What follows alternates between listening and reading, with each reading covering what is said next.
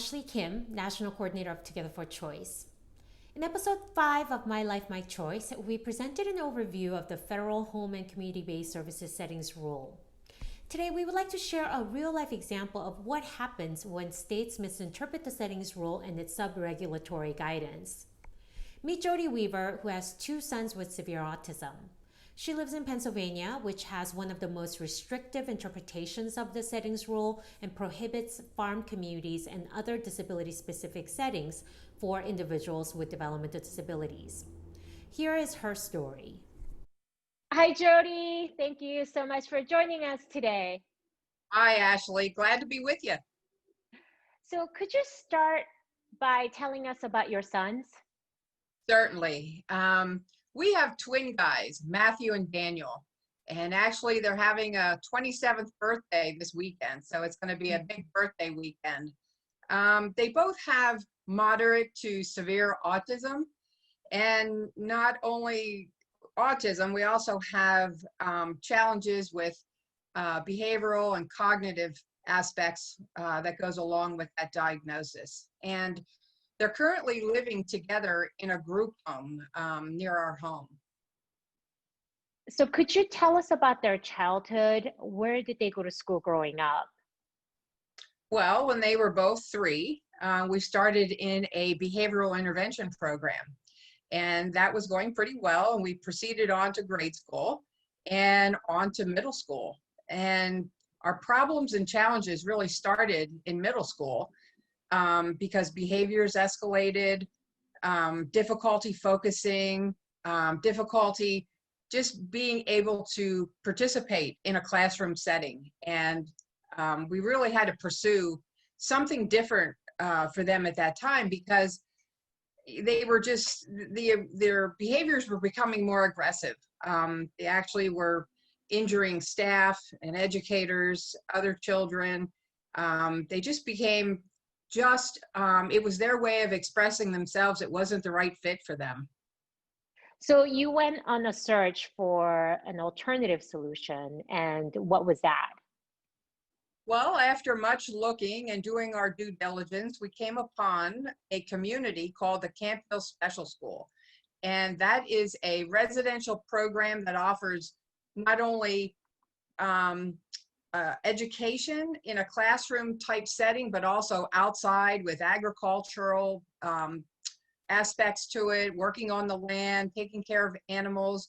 And one of the great things about that community is they were there with like-minded peers, and they lived with co-workers and house parents that really were invested in them and really started to make them live with a purpose. It improved their quality of life and really gave them a great start at that age. So what happened when they turned 21? At that time, our goal, our mission, along with several other families, were seeking to start, initiate, or find a similar farmstead to model as much as possible Camp Hill, where they were in that farm setting, because it was just the perfect setting, and they were happy and successful there. And due to Pennsylvania's interpretation of the federal settings rule, we ran into major roadblocks. And one of the roadblocks was that you can't live and work at the same address. So that was huge. Also, they did not look at congregate settings as beneficial to the individuals, which, living a life that you share with peers, like-minded peers, and people that really are invested in your success, I don't know how that can't just be a really positive thing. And they also did not believe that a rural setting was of benefit. They felt that a rural setting was isolating. They felt that this population might be better served in the greater community. So with that said, it really prevented us, even though all of the families, our kiddos, had the consolidated waiver, it really was of no benefit in going forward to try and start something that we really wanted to do. So speaking on our behalf, you know, what we were left with, the option was a group home, unfortunately. Was that because the consolidated waiver in Pennsylvania only funded group homes at the time?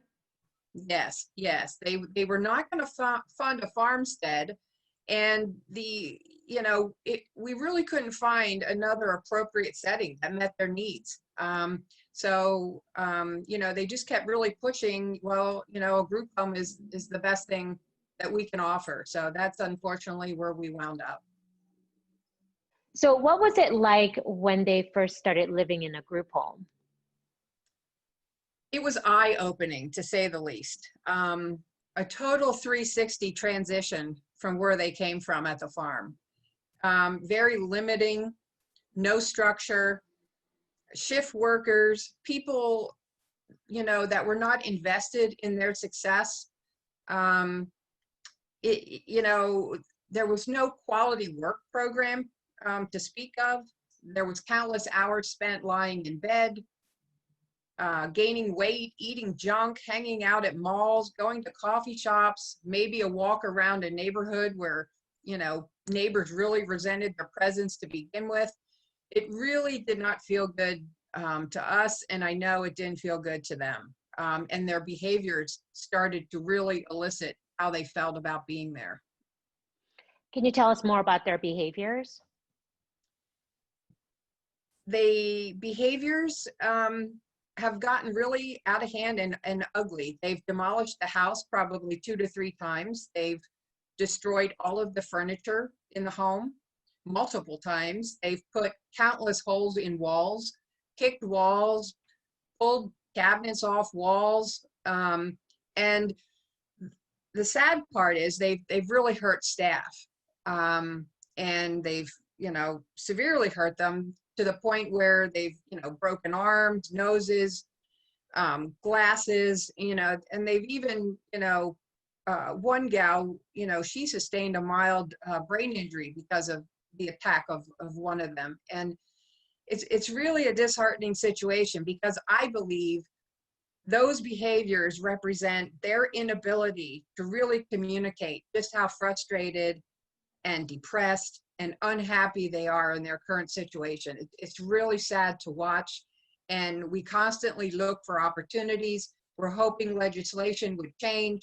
We're hoping down the road that a farmstead could still be part of their future. So how would you compare the quality of life they have now to the quality of life they once had at Camp Hill? Well, the quality of life at Camp Hill was absolutely wonderful. They had people there that were invested in their success. They had opportunity. They worked in trades. They took care of animals. They grew organic food.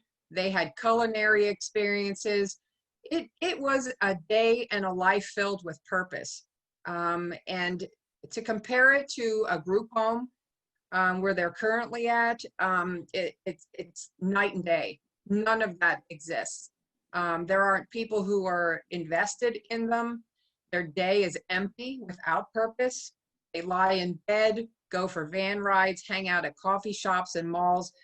No structure, just very poor quality of life. And as far as work or any type of quality work or volunteer experience, they've not been successful either, because they really haven't listened to the successful work history that both of them have had in the 5 to 6 years they were at Camp Hill. So they wound up putting them in kitchens, busy, noisy kitchens, where that was not a successful place. People didn't understand them or their disability. The anxiety level was just too much there. They've tried isolating them in a warehouse situation where they were alone without training. They were in another situation where they were asked to punch in the middle of a stairwell with first shift coming down, second shift going up. And there he stood in a panic, No one there to support him, no one understanding, a disability of autism and the anxiety that comes with it. So the quality of life is just night and day. It's not a good situation. It's not where, we would like to see the rest of their future lie. And our hopes are still a farmstead is in their future. So what do you want from your state legislators and regulators? Well, we want choice. Simple, plain as that. We want choice, like everyone else has the ability to choose. We want our consolidated waivers to be able to be used to fund farm settings and congregate settings, or whatever setting is most appropriate for our guys and other individuals with disabilities. Because without choice, our guys cannot successfully thrive. Their opportunities are limiting, and their quality of life and happiness is non-existent if we don't have that choice. So I'm hoping that in time we can, convince legislators that our guys and our population need and deserve the right for choice. Well, thank you so much for sharing your story, Jody. This is exactly why Together for Choice was formed in the first place, by a group of families, individuals, and service providers to make sure that individuals with intellectual and developmental disabilities can choose where they live and receive services. And we hope to continue to work with you so that we can work with your state's legislators and regulators to make sure that that happens, and that we'll be able to provide more opportunities and options for individuals with intellectual and developmental disabilities, not only in Pennsylvania, but throughout the country. Well, thanks, Ashley. And that's our goal and our number one purpose, to keep advocating for our guys and individuals just like them, because it is just, awesome that we have an organization like Together for Choice that supports us, because without you, no one hears us. And Pennsylvania and the rest of the country needs to hear that our guys need opportunity and choices. I hope you have a great day. Take care. Hey, you bet. Thanks, Ashley. Take care.